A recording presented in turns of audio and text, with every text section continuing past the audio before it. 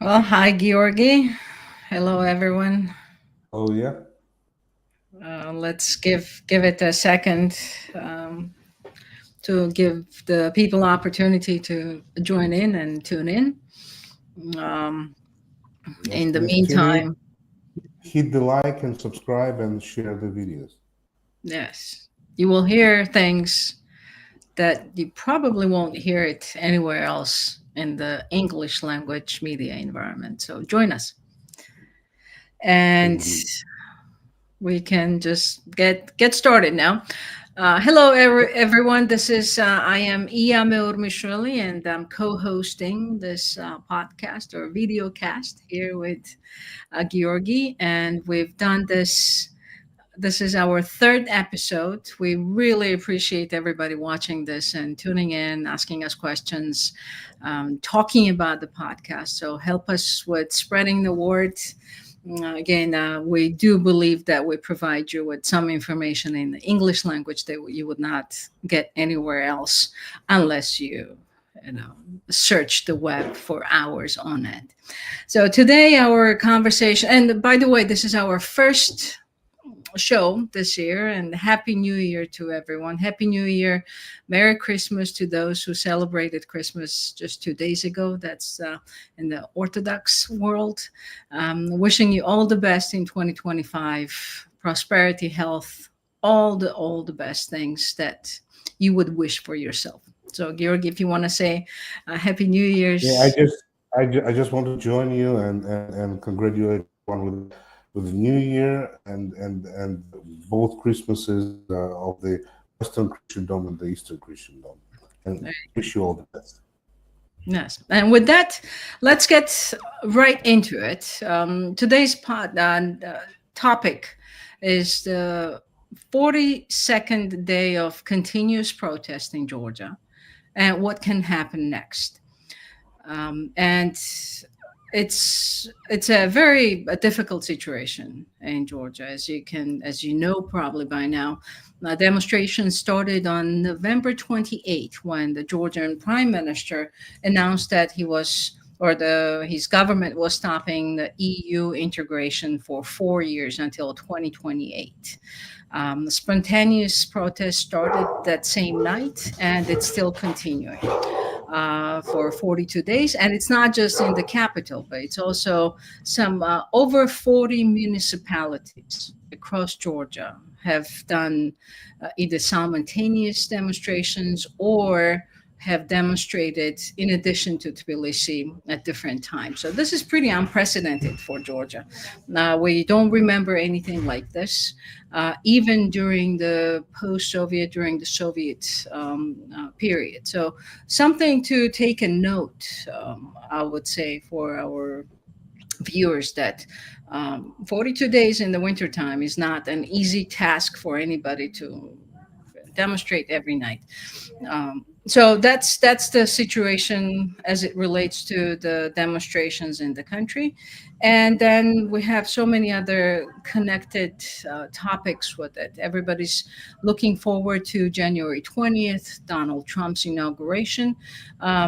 Georgia is in this crisis and in this impasse that it seems like Georgians themselves cannot find a way out. So everybody's looking at the inauguration day, thinking that somehow Georgia can, the Georgian dream, I should say, is looking at the day saying that we can start from scratch from that point on.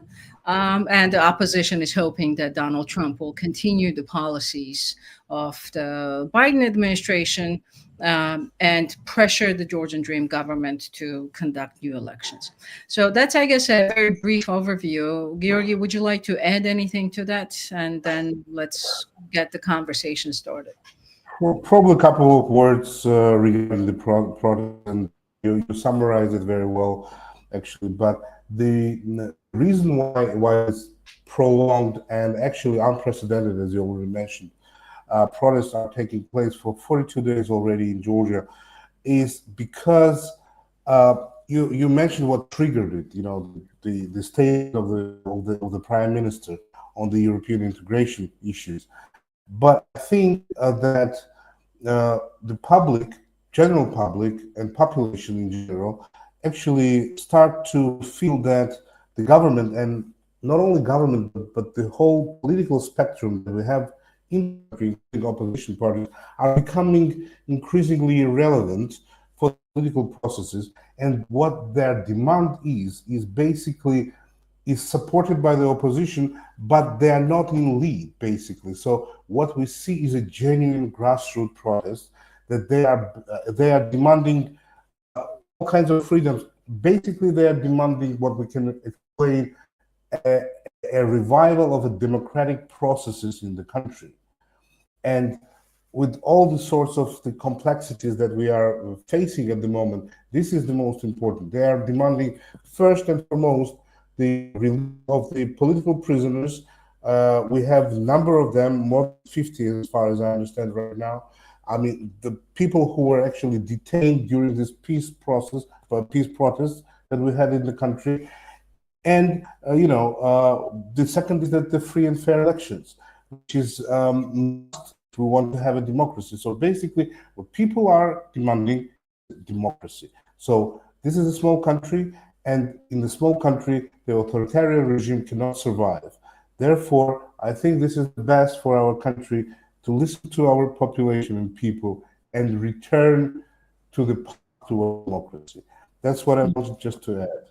Yeah, and I think it's worth explaining why this. We talked about the elections and the spontaneous protest, but I think it's also important to mention how Georgia got to this point, and the way Georgia got to this point, that nobody's recognizing, nobody except for really a handful of countries, like four countries have recognized the current government or congratulated the uh, Georgian Dream president with his inauguration. There's a reason for that. It's not that everybody's out there to get the Georgian Dream, but it's because most of the civilized and democratic world thinks that current government in Georgia, Georgian Dream government, is unconstitutional. And it's unconstitutional because of the elections that were deemed as fraudulent, including a critical assessment by the OSCE ODIHR report, which is usually very um, measured in its assessments. ODIHR said that Georgian elections of October 2024 were neither free nor fair. That's a that was a big message to the demonstrators in Georgia and to everybody worldwide to rethink how they would view these elections. So, why is it unconstitutional? Not only because of the manipulation of the election process by the Georgian Dream government, but also because, according to the Georgian constitution, president is supposed to call in the first session of the parliament, after which the parliament starts the legislation process, appoints ministers, selects or elects new president of the country. And in this case, in Georgia, none of that happened. Georgian President Salome Zurabishvili did not call in the first session of the parliament because she assessed the elections as illegitimate, or she did not recognize the results of the elections, and therefore did not call the first session. And therefore, every step that the Georgian Dream took after that is outside of constitutional bounds. That's a very important technical issue to know for the viewers and anybody who's trying to understand what's happening in Georgia. This is what's happening, that the current Georgian Dream government decided that they want to disregard the Constitution because they did not like the president, or the president was in opposition with them. So um, the country is not, it's not only the political crisis that is unfolding for the past month and a half, but it's also a constitutional crisis that the Georgians need to find a way somehow to come out of it. And that's where this whole outside pressure and the waiting for January 20th comes in, that somehow the outside world will help the Georgians come out of this. They basically a deadlock situation. And Yeah, Georgia is that's right. That's right. Well, what I want to add here is that on the on the outside pressure is that Georgia was beforehand, before this whole political crisis that you just mentioned, Georgia was well integrated, or was well on the path into the westernization and integration into the European and Euro-Atlantic institutions for nearly 2 decades now. And therefore, for our partners in the Western Europe and United States, I think that came as a shock, because this was the most westernized country in the region, and losing connection to this kind of a state which recipient of huge assistance and investments from the Western allies, basically is a failure for the West as well. And therefore, decisive, we see some steps in regards to address this issue. I mean, I'm talking about the political steps, especially the United States, and because you're located in the Washington D.C., I think you know it better. But I think several legislative acts were initiated in the Capitol Hill by the parents of Georgia, obviously, that are called to overcome this crisis that we are facing in the country. And there were several also visits from the United States to Georgia in order just to first to study the situation, to assess what is going on in the country, and then to talk to the parties involved in the crisis. I think that had some sort of implications, and we see that there are several, as I mentioned, legislative acts that are already prepared, and we see the wave, the first and the second wave of the sanctions that are actually targeting officials that are accused of violating human rights, etc. So, what do you think? Where it will bring us, and what is the process of, let's say, voting or approving this acts, and how that will go through when we are expecting the new administration to come in a couple of days, basically in a week or so. Yeah, yeah, that's right. That's a part of the pressure that we talked about earlier on the Georgian authorities, Georgian Dream authorities, to change some of their actions, release political prisoners, and call for a new election. So there are two bills that we're talking about in this new Congress that just convened, 5 days ago. Um, One of them is called Megobari Act, and Megobari in the Georgian language translates as a friend. So the abbreviation Megobari is an abbreviation of a very long name of the bill itself, but it stands for basically friend. Initiated by the co-chair of the Helsinki Commission, Joe Wilson. But later on, the bill has many more sponsors, so it's not just Joe Wilson at this point. Plus, Joe Wilson is a Republican congressman from South Carolina. Some Democratic colleagues have joined him in this initiative. So the bill has become always was. It was actually initiated in the 118th Congress, but then because of the legislative process and scheduling, it never made it to the full floor. It only cleared the Foreign Relations Committee.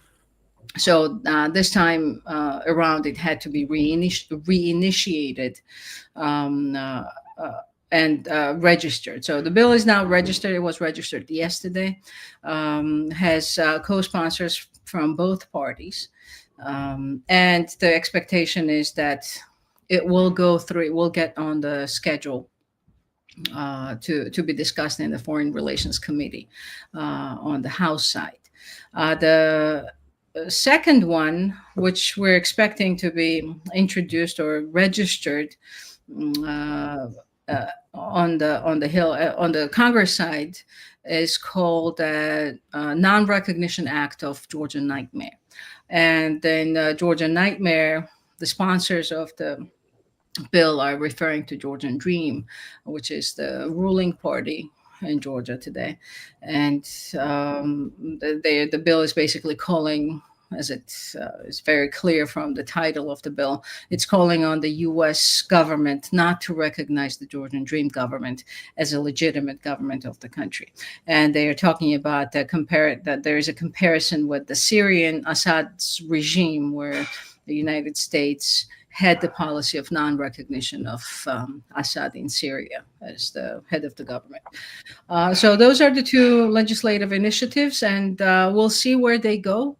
We'll see if both of them will get the time for discussions on the floor, or there's also probably a possibility of somehow combining the languages of both uh, bills, and maybe we'll get something one at the end of the process. But it still has to go through the committee hearings, and from after it passes or it's approved by the committee, then it will be moved to the floor voting.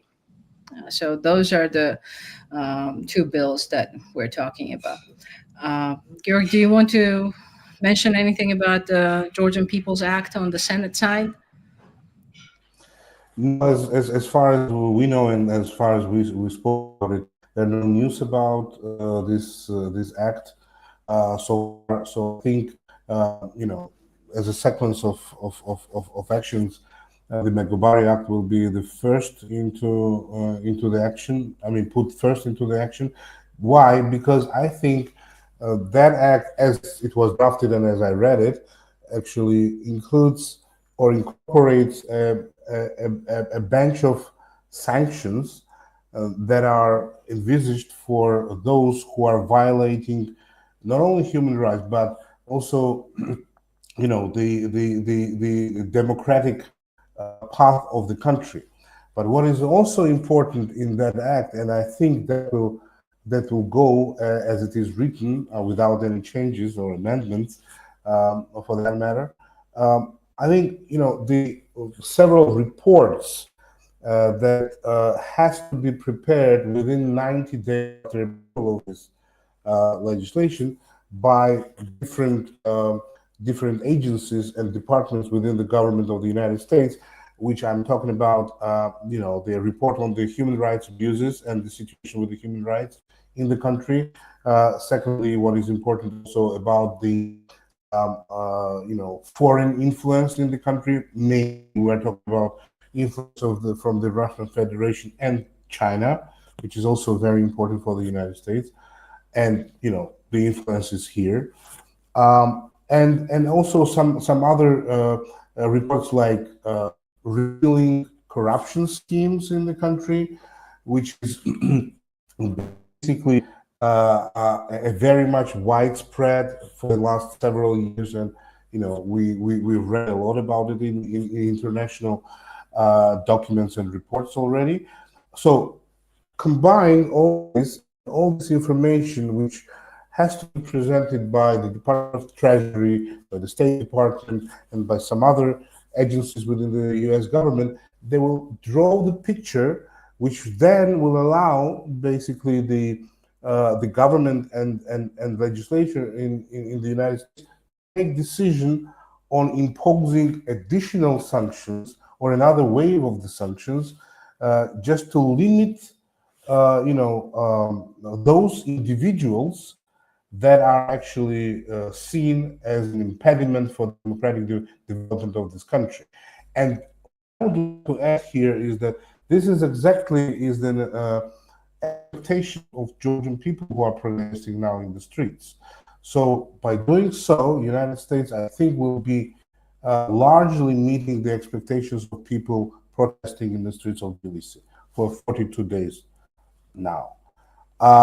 And this is amazing, in my opinion, because none of the politicians in the country at the moment was able to satisfy the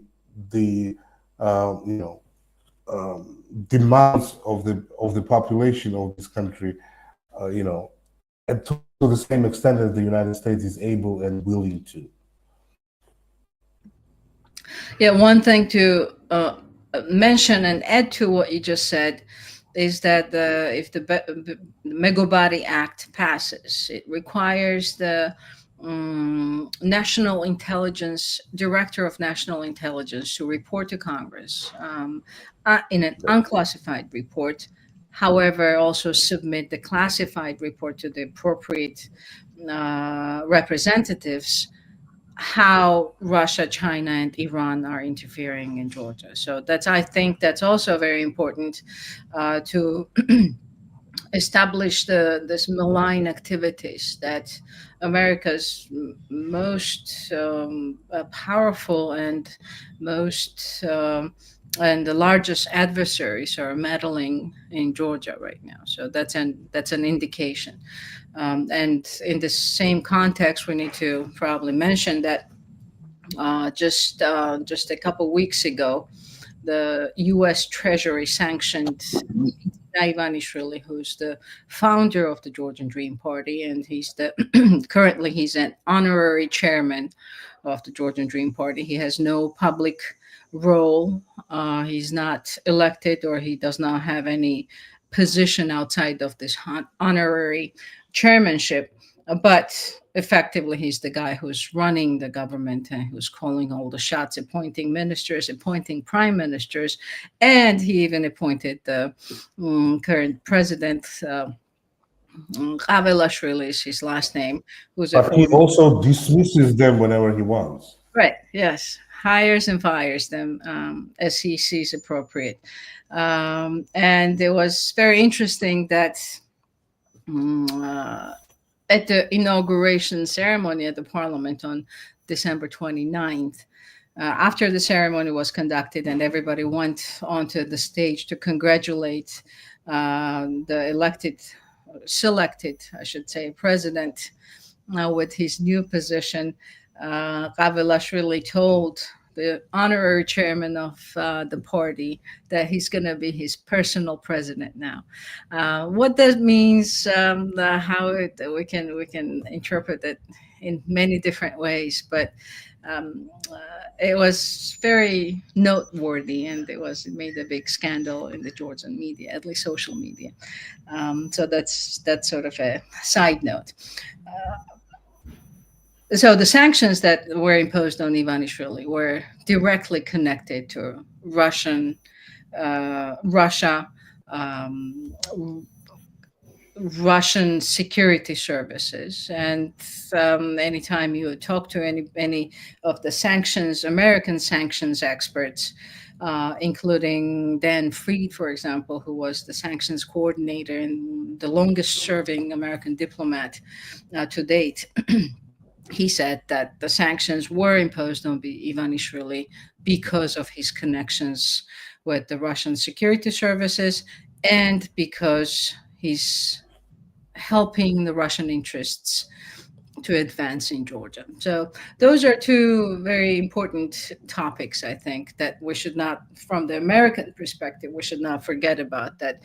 First of all, the current government seems to be connected with the Kremlin and the Russian, Chinese, and Iranian governments and their security services activities in Georgia and potentially in the region as well.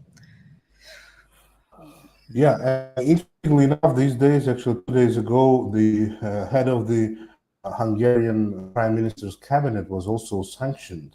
Yeah. And we also know that the current government, I mean, Georgian Dream government, has very close ties to Hungarian government, I mean, to Orban, basically. And there were a lot of speculations of Orban connected to Russia and China, for that matter. So, I see this as an interconnected or one big, I think, issue that United States is addressing in the Eurasian continent, probably. Yeah. And this is how it is seen in Georgia. I don't know how it is seen from the US. Yeah. The Hungarian officials' sanctioning was very interesting. also on many different levels. One of them was the administration had 4 years to decide on sanctioning and actually implement the process of sanctioning of this individual. But we only saw the sanctions come out yesterday. That's an At the odd time. very end. At the Yeah, very end. odd timing. Um, I don't know if it was coordinated with the transition team at all. But nonetheless, the sanctions are imposed. They are imposed through the Magnitsky list, which is different from where Ivanishvili is sanctioned. Ivanishvili is directly connected with Russia. So it would be Russia-related sanctions, as opposed to the Magnitsky sanctions, which are also, in a way, Russia-related or started as Russia-related sanctions, but then it expanded and now it has democracy aspect to it, human rights abuse aspect to it. So And corruption. and corruption is a big, and the guy, the Hungarian, I'm missing his name right now. He was sanctioned because of the corruption. That was a big thing. So very interesting to see to what extent the Trump administration will carry on some of these policies. There is no reason to think that they will not be carried on because sanctions are usually imposed in a very rigorous way, and to remove them, you also need justif- a good justification as to why you are removing the sanctions.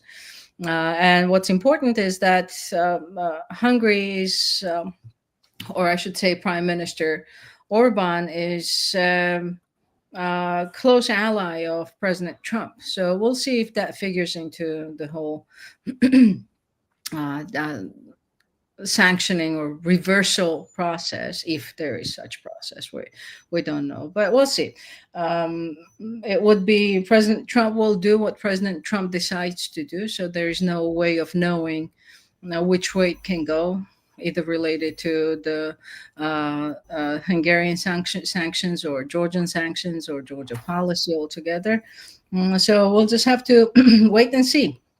But one thing that we know for sure is that President Trump was elected on the mandate of Make America Great Again, peace through strength.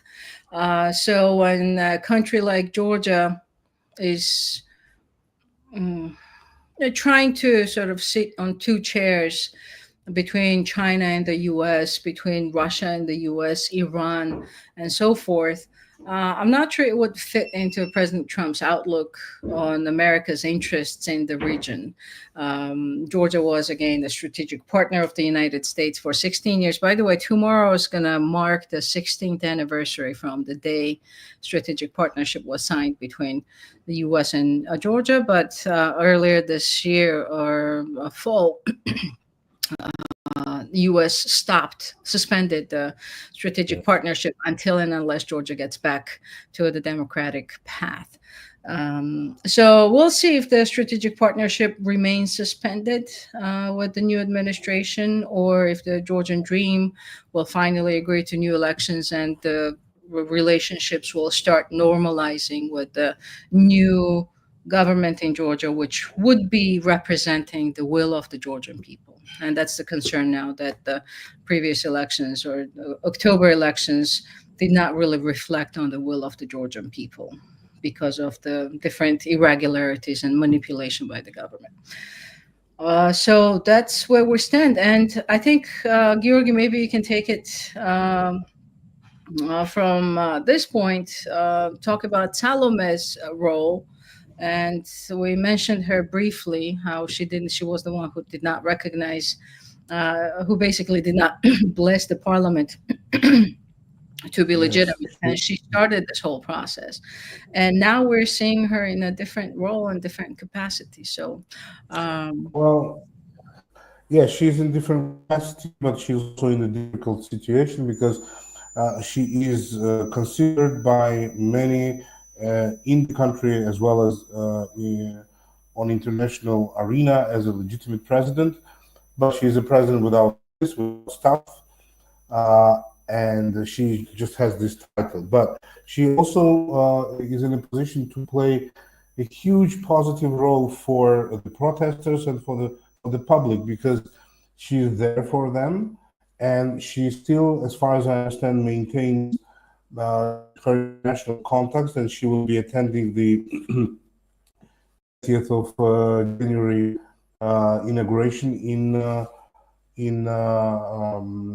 Washington, which is important for the country. And we remember that she met President Trump in Paris, and like a month or a bit more ago. And there are some experts and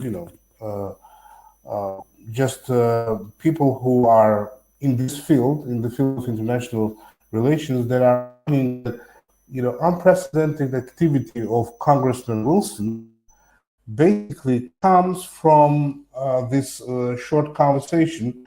Why? Because Wilson is known to be a very much pro-Trump persona within the Congress, and he was always like that.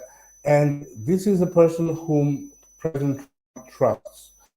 So maybe there are some people who connect these activities of Mr. Wilson with a meeting, with a short meeting of President Meurmishvili and President Trump in Paris. Well, if that is the matter, I'm not against it, but it is important to understand, I think, what will be the attitude. I understand that Georgia is not nearly at the top of the list of the priorities of any administration in the United States because of many reasons, but I just would like to understand whether Trump has already formed his attitude towards the situation in Georgia, because directly or indirectly, this is connected to many issues related to Russia and China and Iran, as we already mentioned. So it is not directly important, but is indirectly is connected. So, and everybody in this country, political analysts or observers, are basically now are trying to understand what is the attitude of the new administration towards this problem of this country, and whether Joe Wilson is the one who is delegated sort of to deal with this issue on behalf of the Trump administration. What do you think about it? Do you Yeah. have any thoughts? Maybe? Um, uh, Or maybe it's a First, speculation. I would, I'm not insisting. uh, uh, I don't know what the mechanics or tactics of that was. How Congressman Wilson became basically the point person on the Hill for Georgia on the Congress side, the House of Representatives side, I should say. But the fact is that he's championing the cause of Georgian democracy right now, and he's the driving force. He sounds very actively also involved with the future national security advisor to President Trump, Congressman Mike Waltz, who is very familiar with Georgia and who's, of course, very familiar with Russia's activities in the region, Iran's, China's. So that's very encouraging. And Congressman Wilson, very often when he tweets, he also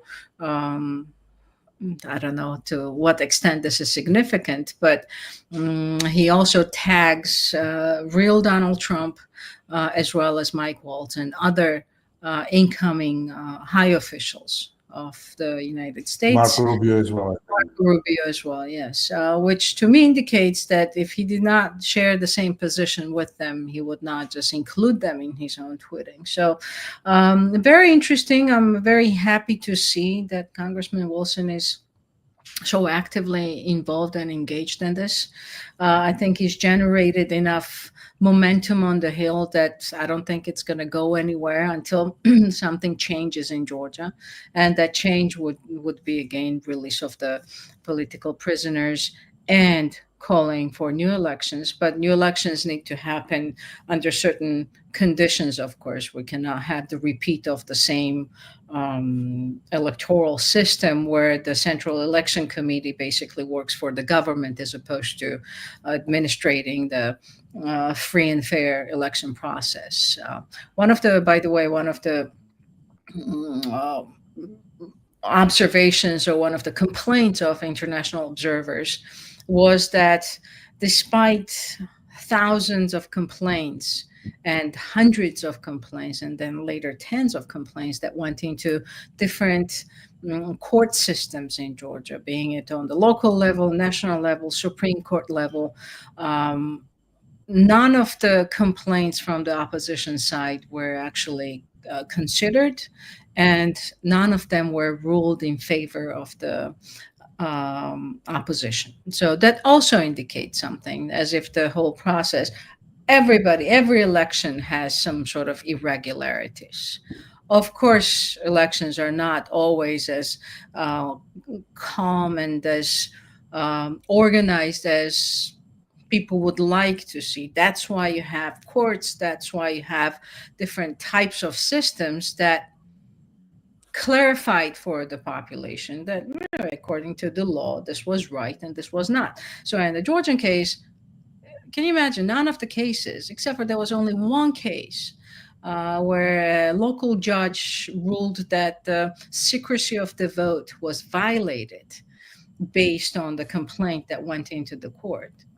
And then the And Supreme that was Court confronted on the second level court, on the Court overruled of Appeal. the, That's yes, overruled it. the first instance decision. So that's that. This is what I'm talking about when I say election environment needs to be changed. So the complaint in Georgia from the observers and the opposition side was that the whole state apparatus was involved in manipulating elections. It was the administrative resource, which means that the government tells all the government employees, and government is one of the largest employer in the country, tells everybody, teachers, kindergarten teachers, police officers, military, anybody that's on the government payroll, you go and vote for me, otherwise you're going to get fired because I'm going to know who you voted for. So that's the administrative resource for one. Then the government has this big data that combines information from, for example, the Ministry of Health, the Ministry of Probation, or the prisons, foreign ministry. So the government knows how many people are outside of the country. Government knows those people's um, personal identification numbers, very similar to what we have in the United States as the Social Security number. In Georgia, it's called something else, and it's not as hidden from the outsiders as it would be in the US. So the government knows social security numbers of everybody. If a person has left the country, has not come in, the government knows the person's ID number. So one of the ways, one more way to manipulate the elections is to take the ID numbers of people who are not even present in the country or at the polling station. And the polling station has members of the election commission who are pre-selected by the government, of course, so it's tilted in their favor.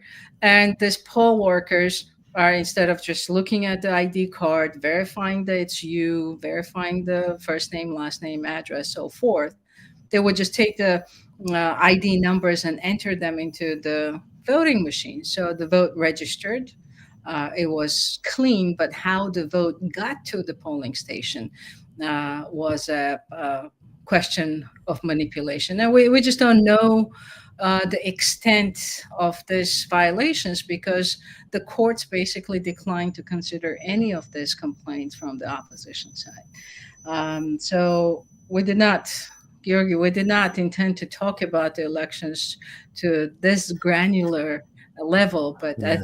think it's important to sort of clarify some of the things because this is the precursor of why Georgia is where it is now. No, I mean we should talk about it not only for the sake of Georgia, but we know that in our region we have upcoming elections in Moldova and the second round, say, of the elections in Romania as well, where this heavy interference was also recorded, and different methods were used, of course, but we are talking about custom-made interference operations that are basically undermining democratic choice of the people. And what we have right now in Georgia is a consequence of of these elections, which are highly the results are highly questionable, and people feel that because it's a small society, as we already mentioned, and we feel who we voted for and who won. I mean, won. So, Yeah, and when the democratic process is just hindered or destroyed completely, you cannot expect anything positive. I mean, positive from there. That's why we have 42 days. I mean, we had also 1 month, nearly 1 month of quietness after the election. I think it was basically caused by shock. I mean, society was in shock. They could not believe what happened. And then when we got, the information about, the from the prime minister about um, suspension. abolishing basically European integration for the country, then people just woke up. And they're active till now, day and night, and there are different forms of protests. I mean, Mhm. students are protesting in the universities. People are, just playing chess. They were playing chess in front of the parliament, but they were there. The chess club moved in front of the parliament. That's Yeah, also something interesting. yeah, And they're peaceful, but they're angry as well. yeah.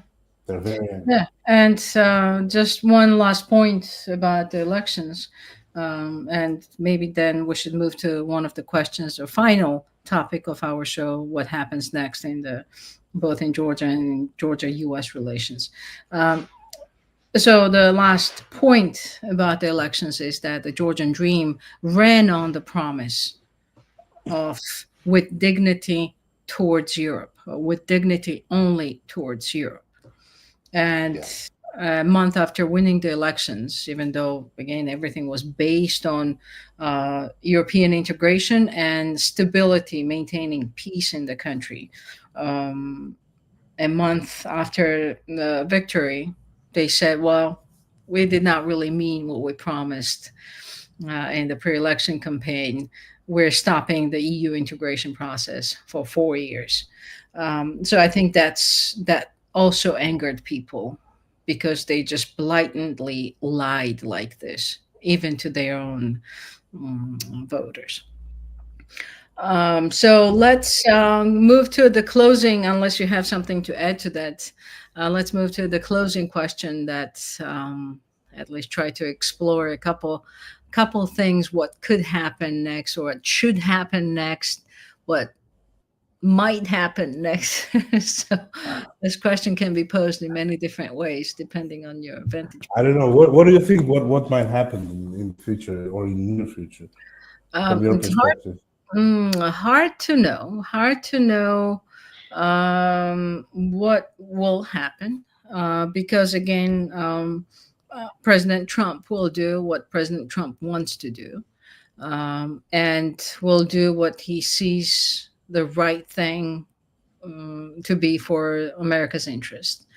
What we can assume will happen is that he, of course, will be briefed when it comes to this. Um, uh, I would assume later on during his presidency. I don't think Georgia's going to be any priority for him initially. on the initial stage.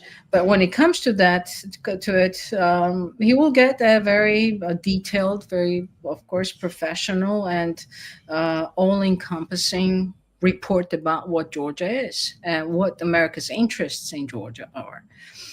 Um, Again, Georgia was a country that was the had the highest per capita troop contributor in Afghanistan. That's that's not a small thing for a small country like Georgia. Georgia had the highest per capita casualty rate in Afghanistan. Georgians gave a lot to be a part of this democratic, free um, alliance led by the United States. So that was all only 2 years ago. And today we're seeing Georgia, a prime minister of which is traveling to Tehran twice in 2 months to first to mourn President who died in a helicopter crash, Raisi, in May, and then in July to congratulate the new president with his inauguration. That's a dramatic twist of Georgia's orientation or Georgia's friendship from the U.S. To other countries, and Yeah. Iran. We're talking about Iran, and one thing, the Georgian prime minister was photographed with some of the Hamas and Hezbollah leaders that a couple weeks after that inauguration are no longer alive. Were, I mean, to be clear, were killed in some cases by confirmed Israeli strikes, but in some cases by not confirmed Israeli strikes. So Georgia is moving in this strange direction, and President Trump is going to get that briefing that Georgia is giving. One more thing, Georgi, and then jump in. Uh, uh, Strategic Georgia signed the strategic partnership deal with agreement with China last year. We're not talking about 10 years ago, and um, it's not grandfathered in somehow in the policy considerations towards Georgia. It was only just less than 12 months ago. Um, uh, so it's last year, 2023. I'm sorry, 23 was it? Um, Strategic partnership with China, America's largest adversary, long-term adversary, and Donald Trump will take a note of that, of course. So that's another logical sort of deduction that we can do about what could happen during his first term in office. President Trump's administration wanted to help Georgia build this port, deep sea port on the Black Sea shore called Anaglia. The project never, and Secretary of State at that time, Mike Pompeo, even encouraged then Prime Minister of Georgia to build the port. The port was never built. Of course, American investors who were interested in it did not eventually it did not move forward. There were some technical issues which we're not going to go into it. But the bottom line is that instead of having American investors build the port, now the Georgian government has given it to the Chinese to build this port as a part of the Belt One Road or Belt and Road initiative. So I don't think President Trump's going to like that either. So we'll see. I think the um, trajectory of this relationship is moving in a way that Georgian people want it to go, that the Georgian government has deviated, dramatically deviated from the way that the Georgian people want. And Georgian people are, I think, one of the most pro-American um, societies in the region. And one side note to that is that before the presidential elections in the United States, Georgia was one of the countries in the region that, maybe even in the whole Europe, which was um, one of the biggest supporters of Donald Trump coming to office. So it's very pro American, very hopeful towards President Trump. So we'll see. Yeah, you are right. We don't know where this country is drifting at the moment. For the last couple of years, whereas several years ago it was very much clear that we are in the pro-Western camp. As such, on the, just small note on the port, the contract was not signed yet with Chinese. By the way, it was announced that it might be signed, but it was actually not signed yet. But anyway, all the rest is absolutely right. I just want to share my views from this side, what will happen in this country. I think we are diving in a more deep crisis, both constitutional and political. I don't see any internal resources at the moment to overcome it. And I think a lot will be dependent on the outside players, primarily United States, in terms of how much the democracy that people are cherishing here will survive in the longer run in this country. And the steps that we are actually expecting here from our partners, I think should force the internal political groups, primarily the Northern Dream, to basically review their policies and basically make some compromise with people and then move forward towards new elections and return to the democratic path. Way out. And I think with the public and with the active part of the public that are demonstrating in the streets right now, I think we should also think that the business community is also on the same page with the public. And there are some business leaders that are expressing openly now to the government that they should listen to people, and this is a good sign. And but it will need some more time, I think. And this time and waiting time is always difficult for everyone. So we are living in difficult times. Yes, yes, we are indeed. Yes, we are, and we'll probably have some more news a week from now. So we would be very happy to update you all about the latest related uh, Georgia U.S. relations, which is something that we all cheer for, and we want all to be a successful partnership back the way it was. And the way it was not too long ago, to be honest. It's heartbreaking to see what's happened in this partnership. So, thanks very much for tuning in. Again, this was our third episode. Let us know what you think. Let us know if you have any questions. We would be happy to either answer them ourselves or find people for you who would know the qualified responses. So stay in touch, watch us, share this, and we'll see you next week. Georgi. Yeah, thank you very much, and be with us next time.